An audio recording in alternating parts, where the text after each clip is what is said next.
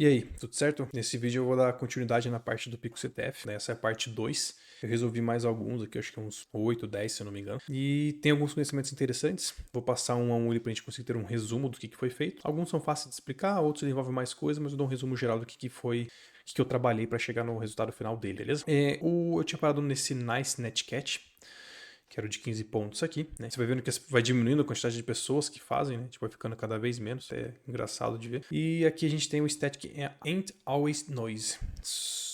Então aqui ele vai pedir para eu baixar esse arquivo estático, que é um binário, e esse script bash aqui, beleza?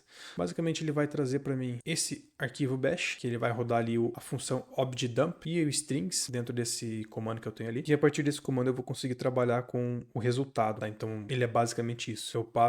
Eu executo esse bash pela linha de comando, passo o static, que é o arquivo binário que eles me deram como parâmetro dessa execução. Ele vai pegar este arquivo e vai rodar, né? O objdump e depois o strings. E com isso ele vai gerar para mim um txt final, tá? E esse txt final é o que eu vou ler para achar a flag, tá? Então rodou, gerou o txt final, que é esse aqui, né? Então basicamente ele vai vir aqui, rodou todo o arquivo. Muita função aqui é só eco, né? É só para dizer o que está acontecendo no terminal. Basicamente o programa inteiro ia funcionar sem isso aqui e sem isso aqui, né? Tipo, ele funciona, porque o que eu quero é só isso e isso. Eu quero que ele faça essas duas coisas só. Ele só tem algumas validações aqui dentro, enfim, só para garantir que vai funcionar. E no final, ele vai trazer para mim a leitura desse arquivo binário como string. Tá? Trouxe para mim string lida, e aqui dentro eu acho o padrão PicoCTF, que é a flag que eu estou buscando, beleza? Basicamente ele vai fazer isso para mim. Bem tranquilo, não tem muito segredo, é só trabalhar com o arquivo ali que ele vai te dar o resultado, que é muito similar a uma outra que eu já tinha feito na primeira parte ali desse CTF em específico. Fechou aqui, então tranquilo dessa parte. TabTech é bem tranquilo também, é só para aprender a trabalhar com a parte de navegação pelo terminal, né? Então é até o que está no terminal aqui ilustrando. Ele vai te dar vários arquivos aqui dentro, várias pastas, né? Com um nome bem ruim de digitar, que é basicamente para você aprender a navegar usando o tab, né? Então você vai dar CD aqui, vai dando tab, ele vai preenchendo para você até chegar no último nível. Aí quando você chegar lá no último nível, ele vai trazer para você a flag lá dentro, tá? E como eu já tirei a flag, então não uso mais, né? Eu movi a flag para cima. Tá? Porque daí eu movi, acho que era esse file aqui, se eu não me engano, e daí a partir desse file eu executei o mesmo shell que eles me deram e cheguei no resultado final, tá? Ou era esse ou era esse aqui. Eu acho que era esse aqui pelo nome estranho, tá? Então eu rodei ele aqui, ele deu o mesmo resultado e aqui dentro tava a flag, tá? Eu acho que era esse aqui pelo nome mesmo, que é ruim de digitar, né? Tudo que é ruim de digitar eles colocaram dentro desse exercício para você se acostumar a digitar e navegar pelas coisas dentro do terminal, né, de forma mais dinâmica, porque nem sempre você vai estar buscando algum arquivo, alguma informação no primeiro nível, né? Às vezes você tem que entrar, sei lá, N níveis para dentro do computador até chegar em alguma informação relevante ali dentro, tá? Então, bem tranquilo também. Depois desse Tab Attack, ele mostra esse Magic Carp aqui, que resumidamente é você logar num terminal aqui nesse web shell da lateral deles aqui que eles mostram, né? Então tem esse shell do próprio PicoCTF aqui que eu posso executar ali dentro. E o que você vai treinar dentro dessa instância é um ls, que é para você listar os arquivos e as pastas do diretório que você está trabalhando. E além disso, você vai ter que aprender um pouco de SSH, né? Como que você vai logar via SSH numa máquina remota, navegar nela, navegar entre as pastas e listar as pastas lá dentro e extrair as informações, tá? Você tem que entrar em umas 5, 6 pastas, se eu não me engano, e extrair uma fração da flag que está em cada uma delas dentro de um arquivo texto e montar essa flag com os pedaços da flag que você acha, tá? É basicamente isso. Fechou? Esse Let's Warm Up, ele traz algumas informações da parte de conversão de base, tá? Eu acho que esse mais 3 ou 4 depois desse são todas conversões de base, tá? Com uma tabela deu para resolver acho que quase todos, tá? Então, conversão de base, que é a primeira, ele pede converter o hexadecimal em ASCII, tá? Eu assumo que ele quer um caractere, né? Porque ele fala If I told you a word started with isso aqui. Tá? Então você não sabe o que é isso aqui, mas ele te dá uma dica para você comparar com a tabela ASCII, tá? Então, possivelmente ele quer a primeira letra, que é isto aqui, que ele só quer uma letra, né? Que é essa letra aqui, na tabela ASCII. Então, eu vou na tabela ASCII e vou achar aqui na coluna hexadecimal o 7T, né? Isso mesmo, 70. Tá? Então, vou achar o 70 aqui na tabela hexadecimal. Então, na hexadecimal, 70 é o caractere P. Tá? Então, a flag desse aqui era P, tá? Basicamente isso. E o 0x ele serve só para dizer para você que é hexadecimal, tá? É só para isso que serve o 0x. Tipo, ó, o próximo número que está vindo é hexadecimal e não decimal, né? Porque se não tivesse o 0x, você ia considerar que é um decimal, e o 70 decimal ele é outro caractere, né? Ele tá aqui, ó, é o F, tá? Então, por isso que ele tem o 0x na frente, para você saber que você tem que constar em hexadecimal. Por mais que ele fale aqui, mas caso você veja 0x, é hexadecimal normalmente, tá? Dá para assumir.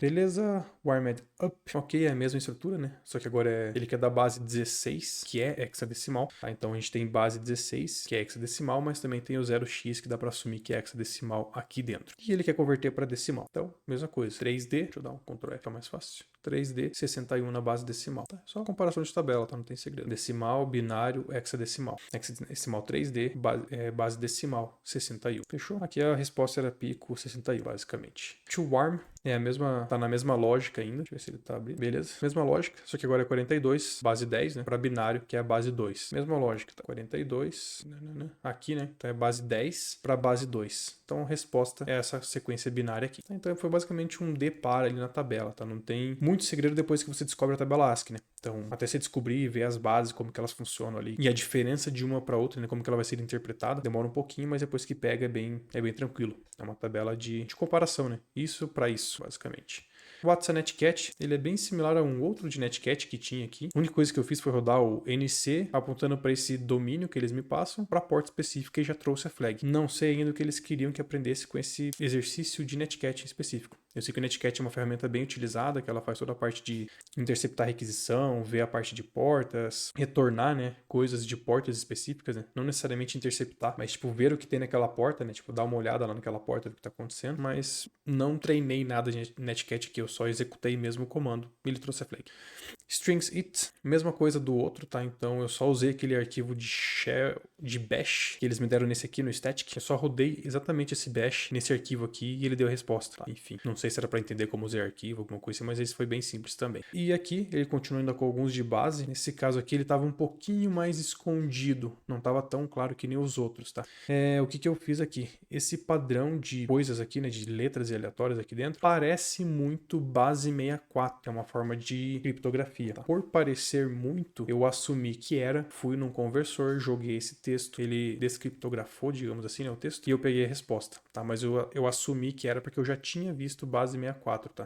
Mas acho que se não tivesse visto, talvez ia demorar um pouco mais para entender essa flag aqui. Então, mas não tem segredo, basicamente você joga no decode aqui e ele vai decodificar para você o base 64 aqui com a flag, tá? Então, teoricamente ele é complicado porque você tem que entender, né? Tipo, da onde você tirar isso aqui que é uma base 64. Mas por já ter visto, eu consegui assumir e resolver um pouco mais simples. Mas ele não é tão simples, o base 64 às vezes vem encoded, enfim. Ele ensinou um pouco de base 64 lá naquele primeiro exercício do CTF1, né? Que você rodava um script Python dentro e ele fazia o encode para você em base 64 e depois o decode de um arquivo que ele te dava. Então, se você fez aquele primeiro, meio que você teria uma fração de... Talvez eu sei o que é, sabe? Bem fração mesmo. Que acho que esse aqui ia ser um pouquinho mais complicado de chegar na solução. Alguém que nunca tivesse visto uma base 64. Mas, obviamente, eles devem explicar isso nos materiais, né? Eu não cheguei a ver os materiais ainda, que é o Learn aqui. Mas acho que eu vi só de forense um pouco para ver a esteganografia. Acho que é esteganografia.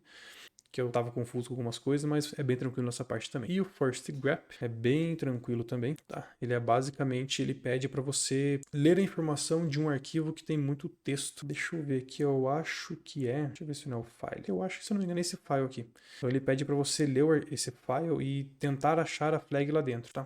Aqui a gente tá no VS Code, então daria pra dar um Ctrl F que ia ser a mesma coisa, tá? Mas eu quis não fazer assim porque seria muito nada a ver, né? Tipo, ele tá pedindo pra usar grep e eu vou usar o Ctrl F. Enfim, o que eu fiz? Eu simplesmente dei um cat nesse file, né? Ele tá dentro do static, peraí. Eu dei um cat no file, usei o pipezinho, né? Que é, eu vou passar o resultado do cat, então eu vou ler o arquivo, o resultado que retornar para mim, eu quero passar para outro comando, que é o grep. Tá? Então ele não vai printar o resultado para mim na tela, o resultado do file, né? O cat ia trazer todo esse file para mim, não é o que eu quero.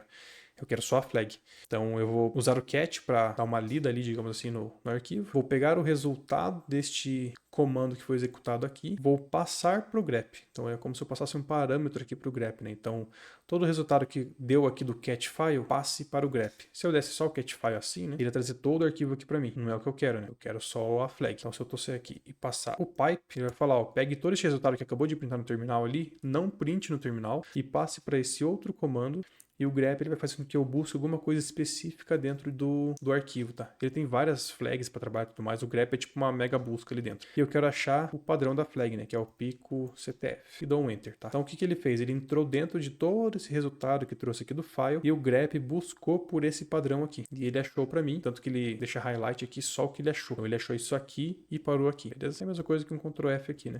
Vai dar a mesma coisa ali. Só que nem sempre você vai ter o editor visual para você trabalhar, né? Normalmente, na verdade, você não vai ter o editor visual para você trabalhar. Então, normalmente você vai estar pelo terminal e você vai ter que fazer uma busca, né? Ou uma busca em várias pastas, uma busca em vários arquivos, enfim. Você pode usar o grep de muitas formas, acho que essa é a forma mais simples de usar.